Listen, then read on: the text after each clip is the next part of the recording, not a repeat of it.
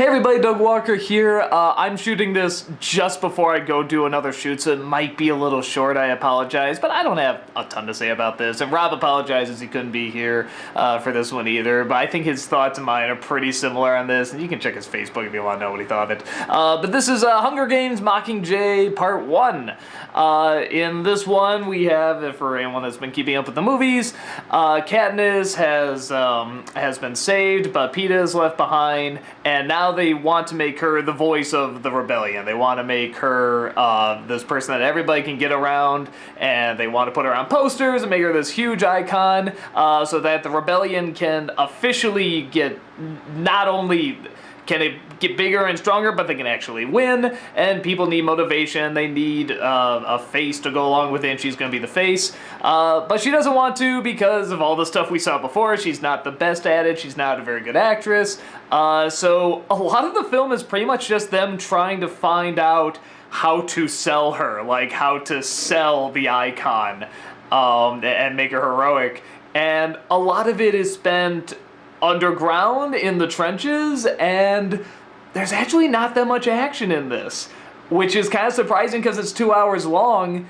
But at the same time, I'm watching this and I'm thinking, like, I can't think of anything I would cut necessarily.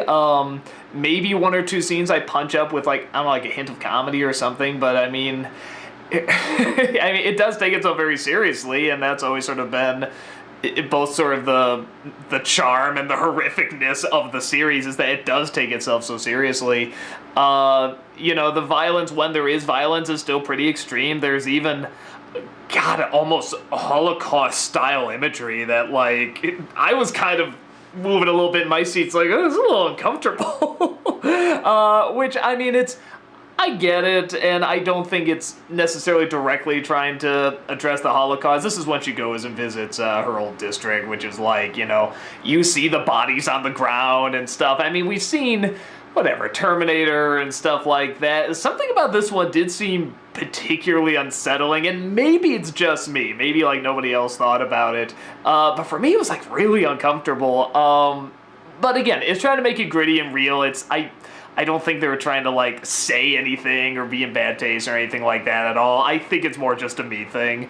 Yeah, for some reason it just really made me uncomfortable. But it really sits with her just looking over these bodies and the impact it has on her. And that's kind of the best way to sum up the film. A lot of it is just reacting to stuff.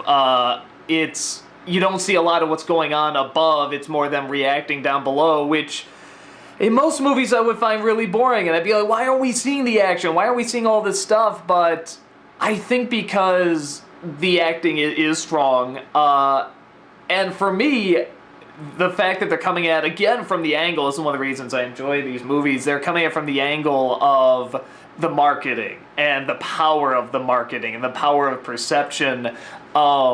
And you see this in politics, you see this in movies and entertainment, just all forms of media. It's all about how you market yourself, and it is kind of fun that they create a world where it's like you can kind of live or die depending on how well you market yourself, where it's not like entertainment where it's like you can live or die. No, literally live or die depending on how well you market yourself. I always like that about the film. I think it's a fun commentary. If I did have to pick out any weaknesses, I think a lot of people are probably going to be put off by the fact that there's not much action. When the film wrapped up, I mean, there's like a little bit of applause, but people kind of like, yeah, okay, it was about, I guess, what I expected, but I think people wanted something else to, like, really cheer, really go, yeah! And it kind of like what the film is building up, you know, this giant marketing ploy. And it's not quite there, and if I really had to choose something kind of wrong with it, I say that the ending very much, I don't think it cuts at the right time. Without giving away too much, there's a point where, because the last film cut at just the right moment where it's like, holy shit, I can't wait for the next one. I wasn't even, like, that invested in the Hunger Games movies. I like them fine, but, you know, I wasn't like, oh, I can't wait. At the end of the last one, I'm like, holy shit, what's gonna happen? And with this one, it's like, that would have happened if they cut, like, maybe 5 minutes earlier, and the people probably know the scene I'm talking about. It even goes black for a second, and I'm thinking to myself, and cut. But then it keeps going, and it doesn't ruin anything, But at the same time, I'm thinking like, oh my god, why didn't they cut just 5 minutes earlier? This would have been like one of the really cool cliffhangers that would have raised a lot of questions. But they kept going, and it's not bad or anything, but it's just like, oh, you could have had that holy shit, what's going on scene. So yeah, that's kind of my only major complaint about it. The acting is still really strong. It is kind of weird seeing Philip Seymour Hoffman. I mean, we all know he's passed on, but it's like, I think everyone kind of thought, well, since he's dead, they're gonna have to find some way to work around it. But it's like, unless this is the best CG ever, which I don't think it is, like, they shot a lot with him, and he's in this movie a lot, and man, was he good. He was so good. You know, he just brought a role that could have been, like, anyone could have played it, and he just makes it this really unique, just well-done performance where you're just with him on every line, and it's never like, oh, he's acting. It's just you just totally buy it. You totally believe he's in that scene, and everything he's saying is totally legit, and it's his real thoughts, and he's saying it as he's thinking it up, so, still real lost, but, yeah, I'm trying to think what else. Yeah,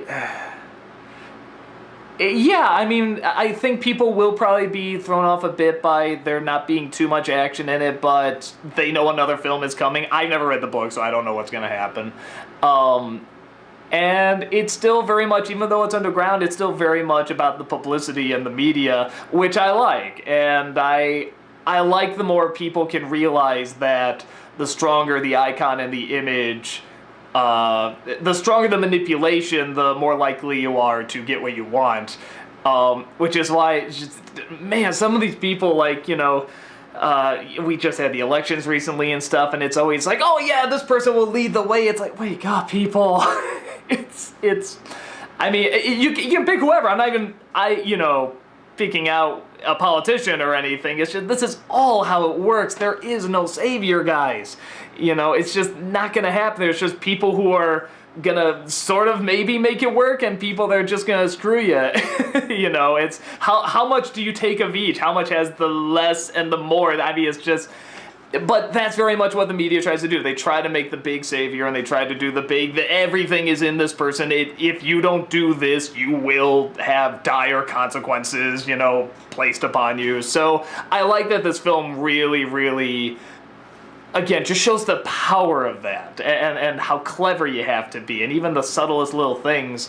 And the way they get around it with the Katniss character, how they actually have to take her to the field in order to get the reaction that they want. So I like that stuff. Maybe it's because I'm in the media and I'm in entertainment, so I really like seeing how they market something, even if it's a revolution. I like movies like Wag the Dog and Canadian Bacon and stuff. I all thought those were really clever.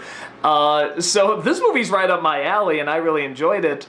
But yeah, if you're looking for the revolution has begun and we're gonna see Lord of the Rings style battles, and no. If you're, like I said, I don't know what happens in the books, but I'm assuming if there's going to be one of those, it's going to be the next part. This is still just very much behind the shadows and the marketing and stuff, which, if you like that, like I do, it's great. But if you're looking for the big action movie, it's really not that. It's still intense, and it's still suspenseful, but it's not an action movie. I wouldn't really describe it as that. I describe maybe suspense, thriller, commentary and stuff, but definitely not an action film like the other ones.